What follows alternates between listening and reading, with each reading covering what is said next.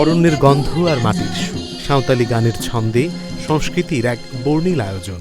ব্যস্ত নগর জীবনে শুক্রবার সন্ধ্যাটা ছিল একটু অন্যরকম। রাজধানী সংস্কৃতি বিকাশ কেন্দ্রে অনুষ্ঠিত হল ন্যাশনাল সাঁওতালি মিউজিক ফেস্টিভ্যাল। স্বাধীনতার ৫৪ বছর পর এই প্রথম ঢাকায় এমন আয়োজন করল Santali Musicians Association of Bangladesh, সামাব।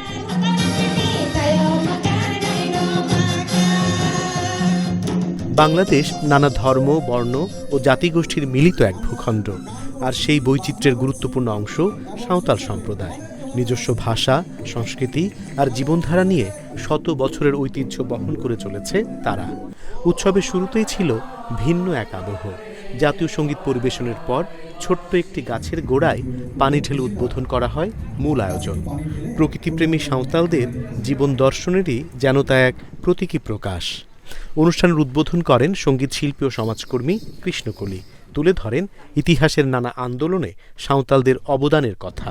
আমরা সাঁওতালদের বাকি আদিবাসী গোষ্ঠীর অনেক অবদান আছে বাংলাদেশে বা দ্রোহে, বিভিন্ন দ্রোহে।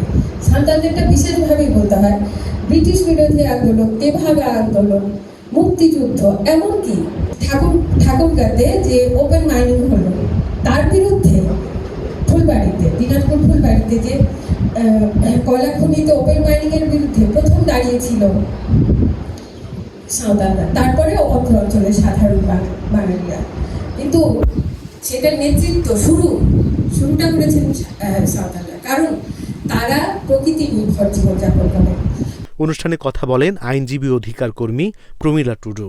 সংস্কৃতির মধ্য দিয়ে সমাজকে মানবিক করে তোলার আহ্বান জানান তিনি। যারা সংস্কৃতিকে ভালোবাসো, আমাদের কালচার যেহেতু পরিবেশ বান্ধব, আমাদের জীবনটা সেখানে আমাদের কাজ করতে হবে। সেই জায়গায় বুঝতে হবে কোথায় আমরা ধ্বংস হচ্ছি। যেখানে ধর্ষণের শব্দ নাই, যেখানে একে অপরকে ধ্বংস করার চিন্তা ছিল না, এখন কেন ভাবছি আমরা আরেকজনকে উন্নত হতে দেখলে তাকে আমরা পা ধরে টানবো? কেন সেই জাতি?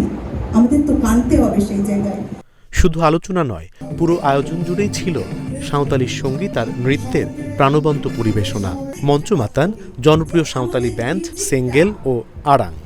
একক পরিবেশনায় অংশ নেন শিউলি হাসদা, রীতা হেমব্রম, অর্চনা টুডু সহ আরও অনেকে। ঢাকার বুকেই যেন তৈরি হয়েছিল ছোট্ট এক সাঁওতাল জনপদ। ঢোলের তালে তালে নেচেছে তরুণরা, আর দর্শকরা ডুবেছিলেন মাটির কাছাকাছি এক সংস্কৃতির আবেগে। সামাব সভাপতি জন হেমব্রম বলেন, সাঁওতাল সংস্কৃতিকে জাতীয় আন্তর্জাতিক পর্যায়ে তুলে ধরার এখনো অনেক সুযোগ রয়েছে।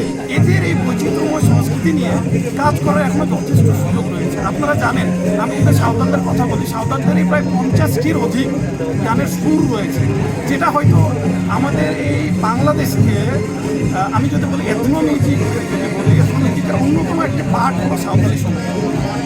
তাদের এই রিচ কালচারকে এই জাতীয় পর্যায়ে উপস্থাপনের লক্ষ্যেই মূলত আমাদের নাচ, গান আর ঐতিহ্যের মেলবন্ধনে শেষ হয় সাঁওতালি সঙ্গীতের এই আয়োজন। তবে অংশগ্রহণকারীদের প্রত্যাশা, এমন উৎসব শুধু একদিনের নয়, বাংলাদেশের বহু সাংস্কৃতিক পরিচয়ের অংশ হিসেবেই আরও বড় পরিসরে ছড়িয়ে পড়ুক সাঁওতাল সম্প্রদায়ের সুর।